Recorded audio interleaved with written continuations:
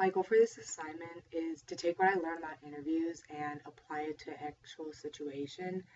I also hope to improve my editing in Adobe Premiere and create a solid video sequence, one that flows naturally and just like the B-roll follows what the interview is saying. So for my person interview, I did it on this girl, Damaris Dunham. She is a student at the University of Illinois. She's a sophomore, and she has an incredible talent with art. She really brings whatever she draws to life, and she's majoring in portraits at the university, and her art is displayed throughout the campus and like Krannert Art Center and areas like that. So I chose the first part of the interview, which talks about how she really got into art and drawing, and she was actually coming to the school for like a nursing major, and then she turned out to be majoring in portraits, which I didn't even know was a major at the university. So I thought that was like really cool to include.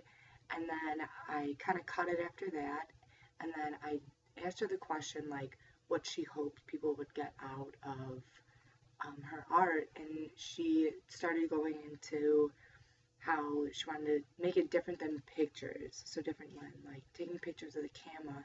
She wanted to really show like emotion and like how someone feels through their eyes um, in her drawings. So I thought that was very cool that like she herself could portray someone and kind of do it just as a picture, but with a little bit more emotion behind it. The pictures I chose to use and video, I included the video part in the beginning, and it's of her drawing. She's just sketching an eye, and I really like it because it was, I asked her during the interview to just do it on command, and she like easily just, it just shows how natural it comes to her. She didn't even have to think about it.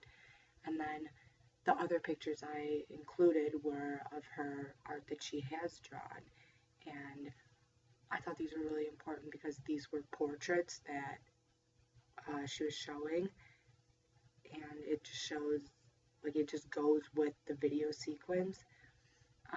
I didn't want to do too many pictures or too many photo, like B-roll within it, because I really wanted to capture what she was saying, but then also show the B-roll, so I kind of tried to do like a back and forth, and I hope it wasn't too fidgety. So I think if I had to do it again, I would maybe make her draw more, but I don't know. I thought it was a really cool